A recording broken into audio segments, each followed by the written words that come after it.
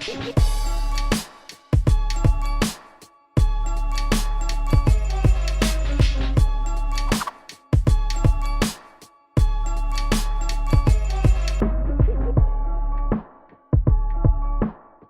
up, y'all? It is Jason Watson. Welcome to the Say That to Say This podcast, man. I'm excited to be here with y'all, man. There's some new things cracking. Josh, how you feeling? We're doing it right, man. What's up, everybody? This is Josh Wilson. Got my main man, Jason Watson. We're about to kick off season number... Is it 3? Is it 4? I think it's 4. It's 4. Yeah, I think it's 4. So just for those of you guys counting at home. Yeah, man. Hey, as y'all can see, we done upgraded the setup. We feeling good. You know what I mean? Check that logo, man. The logo is crazy. Shout out to Word and Mandy making things happen out here in this world. We got a hand between us now. I don't know what that's about, but I like it. Yeah, it's just to keep the conflict down, y'all. You know, the hand is to remind us to keep the conflict down. Hey, so also you guys need to know, for those of you guys that are listening, we are now on YouTube. So we got the video up and rolling. We are making this thing right and excited for the conversation that's going to be happening. So make sure you like, comment, and subscribe, man. We definitely want some interaction. You know what I mean? Now that we got the video going, y'all can see our pretty faces. I'm sure that helps a lot. You know, Josh's face more than mine, but that's okay. Jason Watson over here trying to be an influencer. But like, comment, and subscribe. Well, man, we got an exciting show for y'all today. A lot of things to discuss, a lot of things to talk about. And today we're primarily going to be talking about survival, being in survival mode. What does that look like? And we'll kind of talk about that on a few different fronts. And it's something that we often get to have conversation about, specifically because of the work that we do and the individuals we had an opportunity to work with. Yeah, it's pretty common in the conversations that I know that I have quite a bit as we talk about, we're constantly in conversations with individuals that want to get involved in work like this, right? Mm-hmm. Or in conversations, outside of this space, asking questions about like, hey, why do we see this happen when stories are reported on in North St. Louis? Or what happens here? Why would somebody act in such a way? How did somebody get this direction? How is the work that you guys do at Mission St. Louis beginning to address some of this? And I think really what everybody's asking is, hey, is there hope? Right. Mm-hmm. So when you don't understand something, when you're trying to make sense of this world, when you see something that doesn't sit right with you, we're often asking like, hey, why is this happening? Why does this take place? And then because of the work that we do, I think oftentimes we're kind of put in the spotlight of like, hey, do you understand what's happening? Do you understand what's going on? Can you explain this? Absolutely. Even for those that are watching, I want you to know that one of the things that are important for us, one of the reasons we started this podcast was we wanted to be able to open dialogue about conversations, right? So that the goal isn't to make anybody feel away or anything like that, but just to be able to give different perspectives. Obviously, me and Josh have different backgrounds. We come from different places. Yeah, we're related. We're brothers. You know what I mean? All of that. But we do come from different places. And even in our workings and dealings together, just having to walk alongside each other, I think has taught us a lot, and has even given us different perspectives of what it means to survive. So I say that to say this. A lot of what we want to accomplish is try to put individuals in a position where you can walk in somebody else's shoes, maybe see it from the way that they see things. You might not agree, and that's fine. You may not even come to the same conclusion, but at least it gives you some type of some context to say, at least I understand why a person would get to that place. And this whole season that we're walking into, you're going to be constantly reminded of this because of the stories of mistakes that we've made, from the experience that we've had, the rub that we've had together, and the beauty, I think, that's really come out of it. One, increasing my love and the impact that you've had in my life and helping me understand being a white guy walking into a setting like this, things I was very ignorant to. But then also, there's just been a lot of learning that's taken place as we've kind of walked side by side together.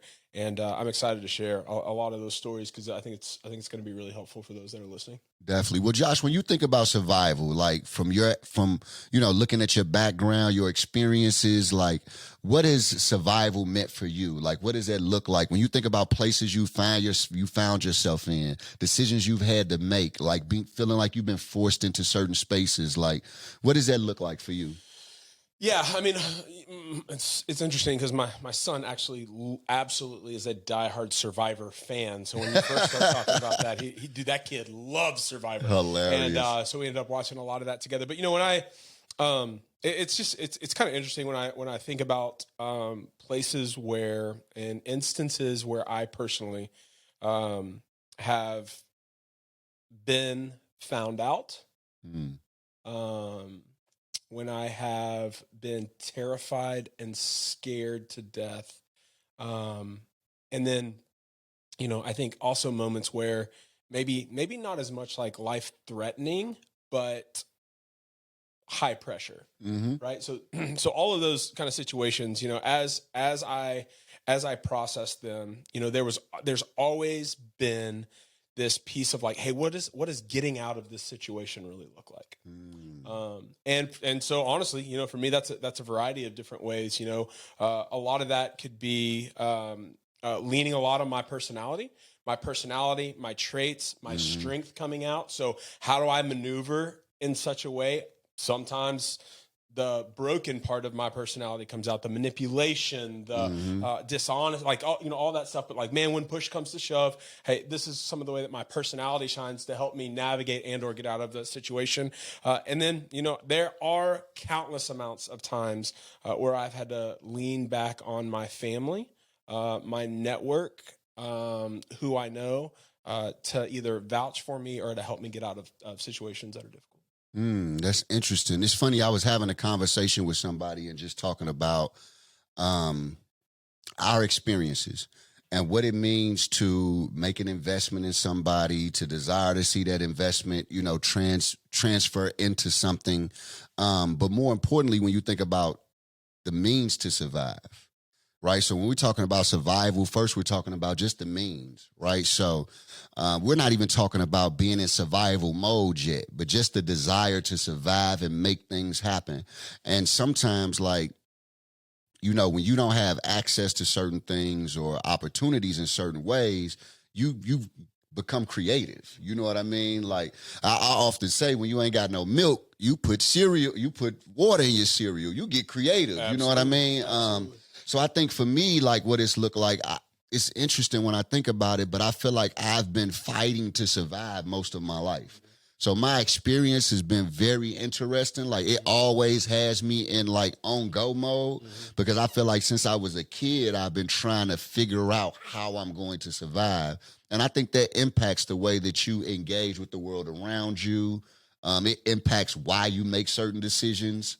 Why would you take this route opposed to taking this route? Yep. You know, um, Which is completely different than my upbringing. Mine surrounded by safety. mm, Never had to worry about survival. Everything. If I were to grow up and I were to process, it wasn't ever of like, hey, would I survive? It was like, hey, in this strange situation, hmm. here's a possibility, rather than that being a reality that I saw or recognized or wrestled with on a day to day basis.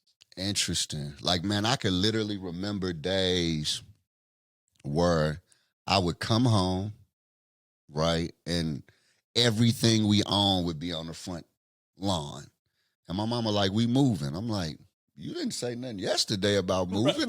Like, right. but we were evicted. You know what I Yeah. mean? Like, and what was really amazing in those moments was my mama so dope, one of the strongest women I know. Like I would come home and her face, she would be acting as if nothing was wrong. Yeah. Keep That it was together. survival for her. Yep. You know Keep what it I together, mean? for Like, sure. I gotta hold it together. He don't really know what's going on. You know what I mean? So even though we in this circumstance, like survival meant like tucking what you feel, tucking what you experiencing to put on a face to get through it for that day.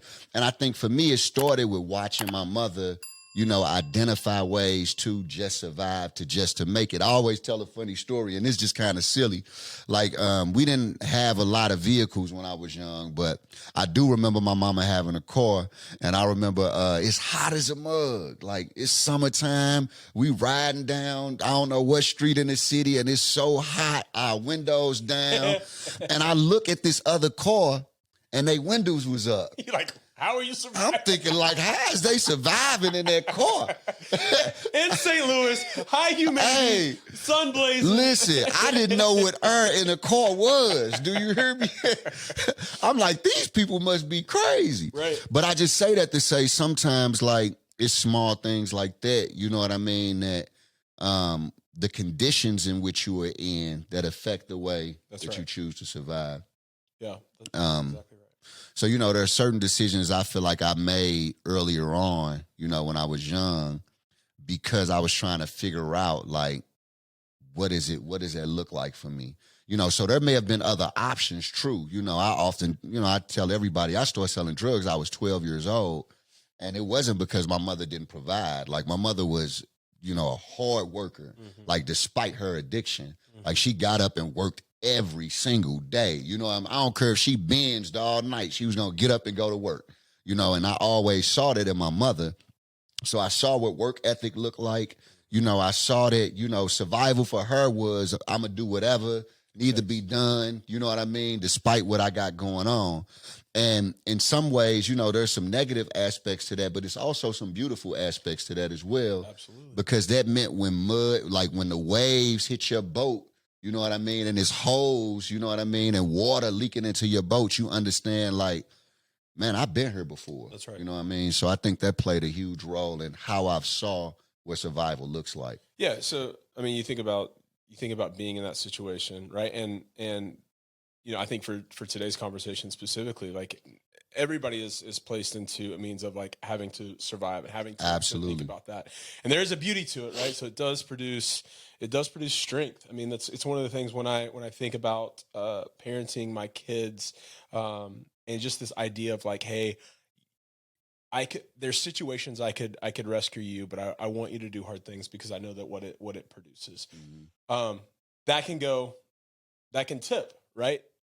You get into survival mode, and yes, there is a piece of strength. There is a beauty to what your mom sheltered you for and carried you through, but there is also a fatigue and a harm and a destruction that does. Well, talk a little bit about that.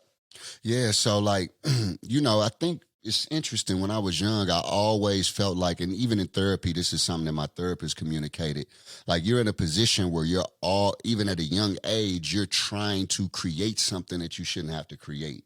You know what I'm saying? Like, you're trying to make decisions that you really don't have the wherewithal to filter through those decisions in that particular kind of way.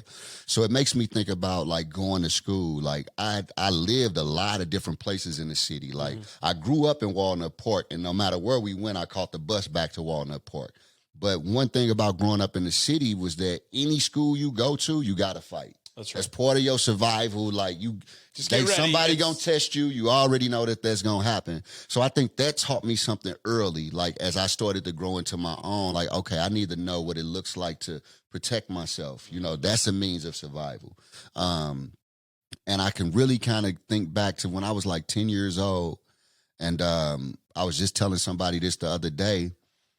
I would go out to Fox Theater, and I would stand out in front of Fox Theater and beg for money, like at 10 years old.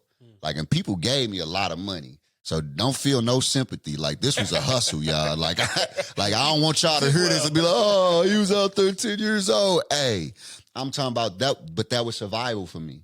You know what I'm saying? Like, that was like, okay, now I can go do things that I would really want to do. Like, my mama wouldn't give me no quarters for pinball. You know what I'm saying? Like, after I left from in front of Fox Theater, I had more pinball money than I could think about. Absolutely. You know what I'm saying? Absolutely. So it taught me that, like, okay, I think that's where some of my communication skills came from, stuff like that, because I lied to a lot of people. Like, what you doing out here 10 years old in front of Fox Theater? That's right. I'm finna catch the bus. Like, you know, you start, and I interacted and mingled with a lot of people. Like, people protected me, all types of stuff. Like, so I think that when I think back to that, even then at such a young age, I was trying to figure out, like, what is it going to look like for me to make some money, for me to have something in my pocket?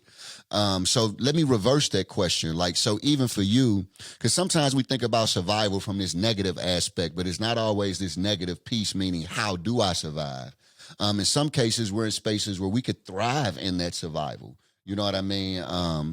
as we kind of push through, as we make certain decisions. So what are some of the things that you've seen in your parents, right? Like, despite what was going on, like maybe you didn't feel the weight of what was going on, because no matter where you come from, no matter your background, it's always difficulty. 100%. But what were some of the things you learned about survival while you were young, like from watching your parents? Yeah, there's I grew up in my dad was a pastor. Mm-hmm. And so we didn't have a lot of money. But one of the things that I saw that has really stuck with me as I have kind of looked back on this, there's some similarity, right? Like I think one of the beautiful things that my parents did is they didn't shelter me from the struggle. And so there were often times when needs need to be met, and there was no answer for how it was going to happen. Car breaks down. There's situations. I mean, I have some crazy stories about, like, hey, running out of money, our Dodge Caravan breaks down. It's like the only dependable vehicle that my family had. And, my mom and dad just like praying and being like, hey, how are we going to get through this? And then inviting us into it. And then, there are plenty of situations and plenty of stories where, like, that became really, really difficult. There's also plenty of stories where, like, my parents coming together, actually kind of bringing us into some of the pain that was happening inside of our home, specifically financially. And then there's some pretty amazing stories in my life about how those got met, right? Like, my dad is the worst golf player in the absolute world. I mean, he is god awful. But he went to an FCA golf tournament, and in the middle of our car had literally broke down. He walks in. We all kind of know what's going on. Man, just like praying, like, man, we need help, right? My dad walks onto a par 3. Gale force winds, hurricane, tornado warnings. He steps up, hits a god awful, terrible shot, headed to the woods. The wind picks it up, blows it over, lands on the green, goes in. It's the only hole on the entire golf course. If you hit a hole in one, you can win a car. My dad, maybe the worst golf player in the entire world, hit a hole in one and won a car the day that we were like, okay, wow. So, I mean, right. So crazy story. But as I look back and as I process, but that does something. Like, when you think about some provision being made, you see where that provision comes from. They've been praying. God has responded to those. So, like, for you, survival too was, this is what I need to lean into. That's right. That's exactly right. And, as I look at now, as Lee and I are raising family, like, there's a piece that, this idea of how survival creates strength that I don't want my kids to be able to miss out on. Right. And the times where man, I don't know if we're going to make it. I don't know what the future looks like. I don't know. Like, there's a piece of that is so beautiful, that is so life-giving, that I'm thankful for those times. I'm thankful for the faith aspect that was embedded from what my parents did. And it's also something I don't want my kids to miss out on. Interesting, man. It's funny. It makes me think about, man, we lived in California, and I'm like probably like 4 or 5 years old. And my mother had got sent back to St. Louis, so I was left in California. Okay. So when she got released from jail, because she got extradited back to St. Louis because she had some stuff going on her, which is why she had to leave me in California. She when she got out of jail, she didn't have the money to fly me back to St. Louis. So, and nobody would give her the money. Very interestingly enough, she went to this church that was right in the heart of my community, like right across the street from the school that I ended up going to. And that church had gave her the money to fly me back home from California. And I don't remember the details, but I do remember, like, getting my little wings and somebody having to fly with me, right? And, seeing my family when I got back. But it's been interesting. Like, when we talk about survival, even the role that the church has played, in communities like the community I grew up in, and the type of supports that have been provided, the resources that were given. Like, even when I think about Mission St. Louis and some of the work we do, like, those were means that allow individuals to make certain decisions so that they could survive. That's right. Right. So that they wouldn't have to do something else. And it just makes me think, primarily about the work that we do, because that church was right across the street from a teen center. And it was an individual who used to work in that teen center, and I bumped into him recently. He's still doing the same work. But it's just a reminder that when individuals are in those types of spaces, fighting to survive, when you have places like the church, you have places like Mission St. Louis, community centers that are, steeped in the middle of these communities, then we're able to give people other opportunities or other options for their survival. Yeah, that's exactly right. So let's talk a little bit about, the why, some of the reasons why we do what we do, and specifically why this idea of creating a atmosphere and an environment in a community where anybody can walk through our doors and find resources, right? Why that's so important, why we think that the model that we're creating, and how, one, relationship focused it is, but two, how at the heart of what we're doing is building this idea of community, right? Plays into somebody that may be just trying to survive. Because, I think oftentimes if you begin to look at, some of the tragic stories that may come out of a community like ours, it's really difficult to make sense on why somebody would do what they've done or what's being reported. Like, how in the world could somebody take somebody else's life? How in the world, could you get into a situation where, whether that's drug, alcohol, abuse is happening and taking place? It's very difficult coming from the outside to understand why anybody could make a decision like that if you don't understand that need to survive. Absolutely. And why, and I think that feeds into the beauty of that church, the beauty of that teen center, and hopefully what we're in the process of building. Well, I feel like a lot of it is the options that you see, right? I often say, if Billy great-grandfather owned Walmart, and his grandfather owned Walmart, and his father owned Walmart, what you expect Billy to do? Right. Run a Walmart. Right. In fact, if Billy don't run a Walmart, you're going to be like, he rebelling. Yeah. Like, what is Billy? He knew how to do that from the time he was born. Absolutely. Like, man, if you don't go and run a Walmart and get to that bag, right? So, like, for the dude who, like... that bag is money from him. Yeah, translation. Yeah, get to the bag, get to the money. Billy, Walmart, he would get to the bag. Yeah, I got it. Say that to say this. You know what it is. But the interesting thing is that, what do you expect if my mama sold drugs, my uncle, my auntie, like my cut, like, those are decisions that you see, those are means of survival. So even in our classes, like when we talking to dudes in each one and having conversations with individuals, one of the things that I'm always telling them is that, look, your decision, everybody don't make that decision. Right. Everybody that's broke don't go sell dope. Like, you know what I mean? Yep. Or go do, you know what I mean? Like, those are means, like, you're taught certain means of survival. Correct. Right? From the environment around you. So I think some of it, when I'm thinking about how a person can make a decision, is really just a matter of where you are. You know what I'm saying? And how are people operating around you? You know what I mean? And they're cultural representations too. I often, I make the joke of, like, if I come to Josh's house for some spaghetti, they might have the noodles separate from the sauce. Like any good quality person of character would do. Makes no sense. No, it makes complete sense. In my household, in the black household, if you put the noodles with the sauce, it's just so much better, because the noodles already saucy, dog. Like, you don't got to sauce them later. No, they're soggy. You can't put them in the right Tupperware. Where's the meatballs going to go? So you got some things to learn. Hey, taste is way more important than that other stuff. You know what I mean? And I don't understand that either. But see, those are small things that we could be silly about, like that show cultural differences. You know what I mean? Like, the way that we engage with, whether that's food or whatever the case that may be. So I think it's so important for us in doing this work to be able to enter into somebody else's shoes, right? To be able to walk in their shoes and kind of understand the context.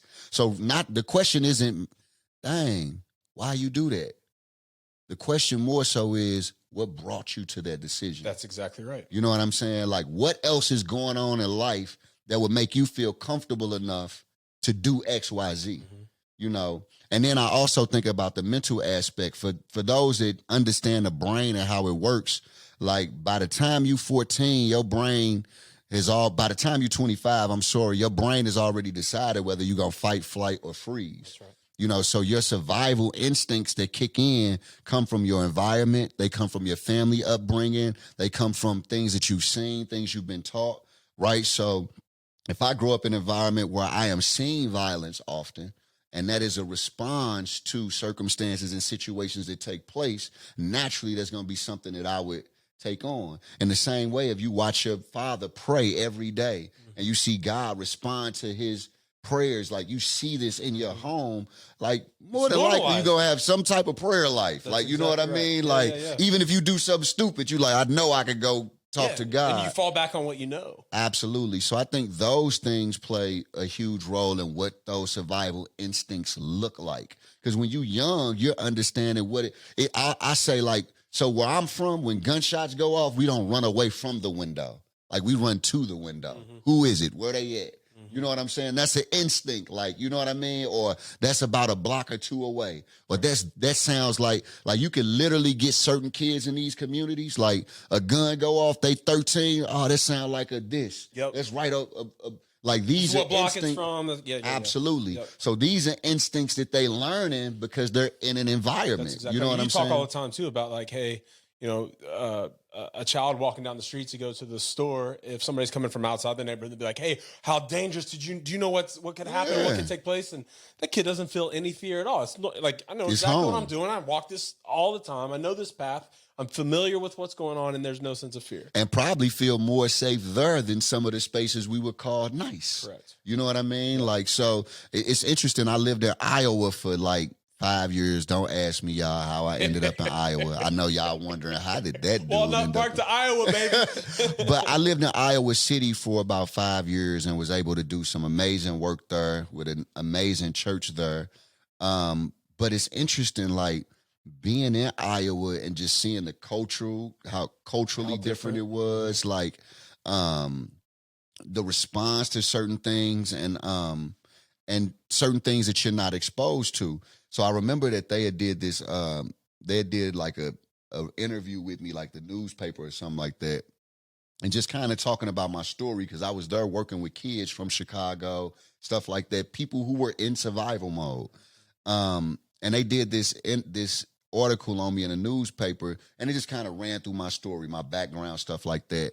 And it just was interesting to see people's comments. Like, people were like, he's done all of that. Do we need him to be like, right. They were very critical of my past and my experiences in my past, right. Not understanding that you have individuals like that are right in your community who are living under those same conditions with that same mindset in survival mode.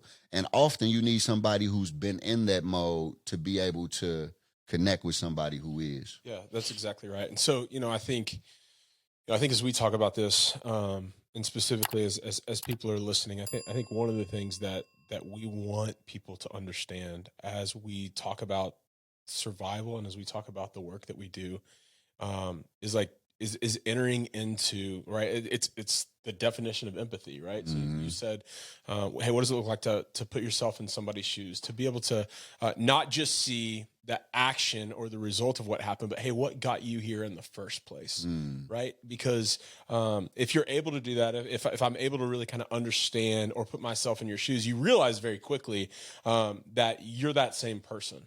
Right? That given the same type of situation, given the same type of experience, you're probably making some similar choices than the individual that you're reading about, thinking about, judging, or whatever that looks like. And so there's this aspect of understanding an individual that's making choices out of survival and being able to be empathetic and understanding at the same time, not okaying it, right? So there's not a piece of this that's like, hey, because somebody grew up here, because somebody had this experience, that makes this action okay. That's not That's at not all what what we're we're saying. saying. Absolutely. What we are saying is like, hey, it is valuable for you to be able to understand why they somebody came to would that. do this, right?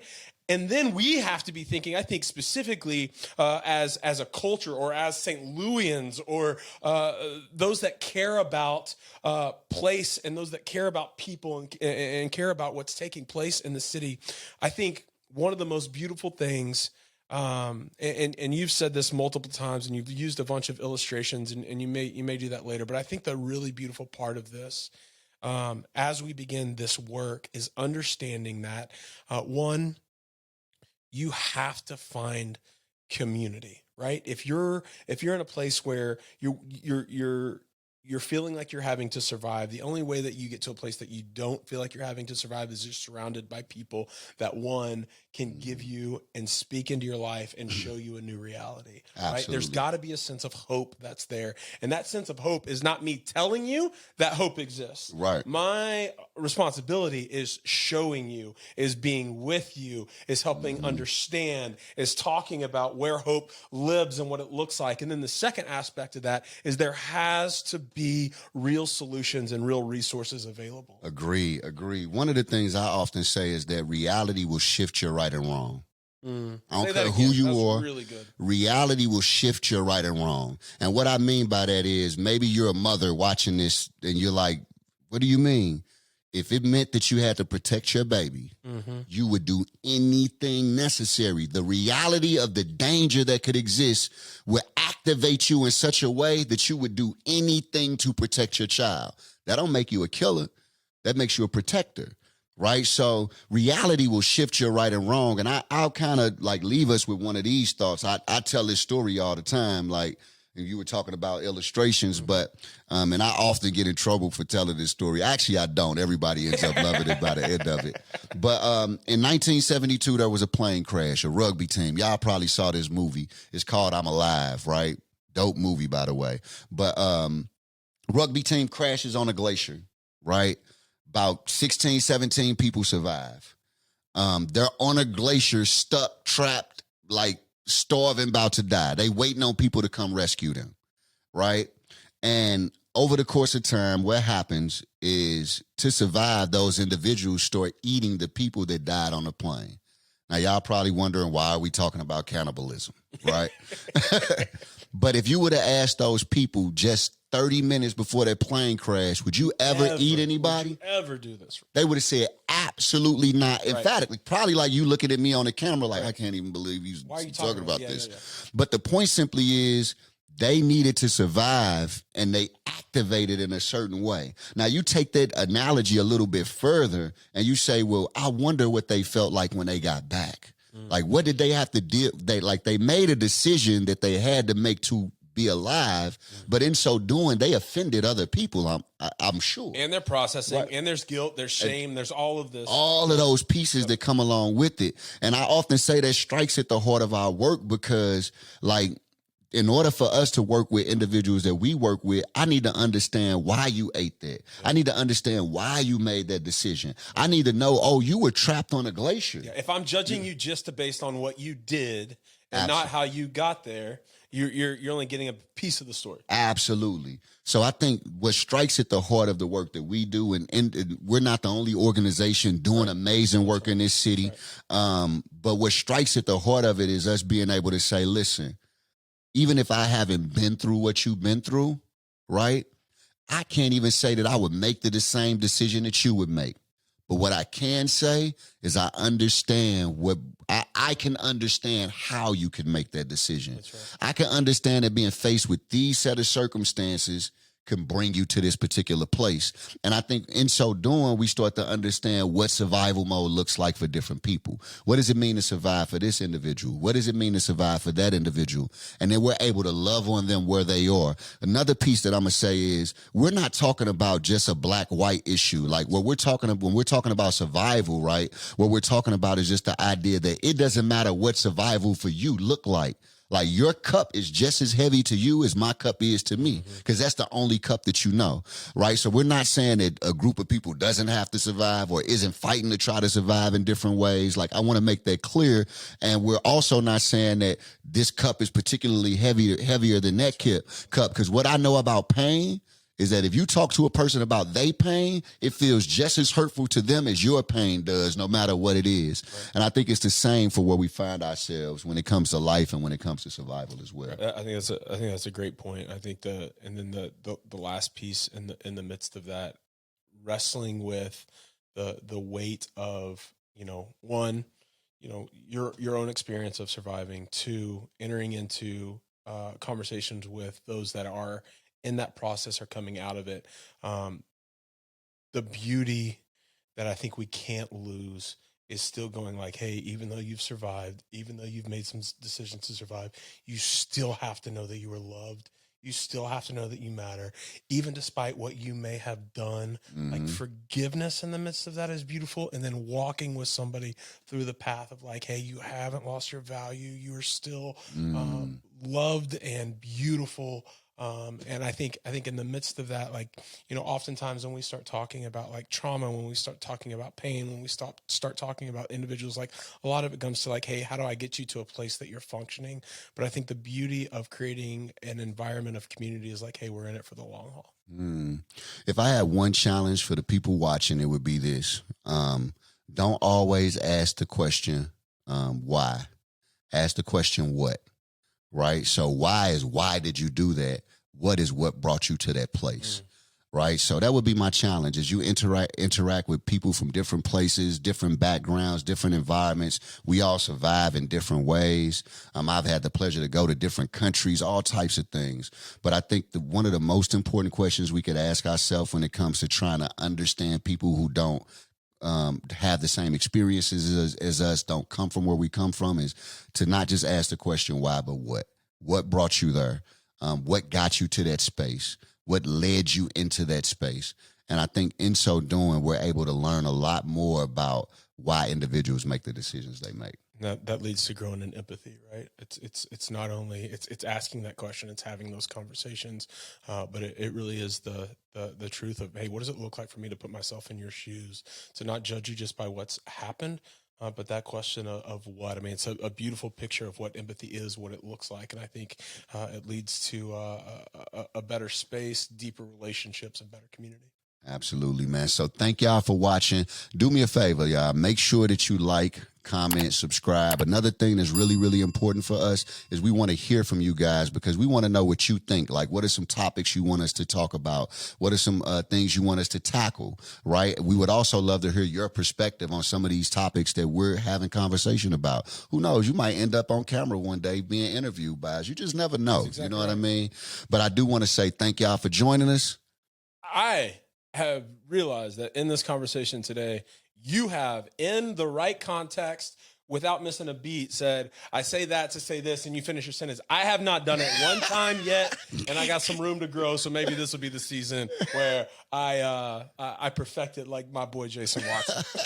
Well, sometimes you just got to do what you got to. Y'all don't know, like, Josh got a million other little quotes that y'all gonna catch over this next season, man. So we excited, man. Thank y'all for joining us. Shout out to the people behind the camera that's responsible for this setup. To my man Word, to Jim, to Allie. Y'all don't know, they make us look good. We really don't look this good without them. So shout out to the team that make this stuff happen.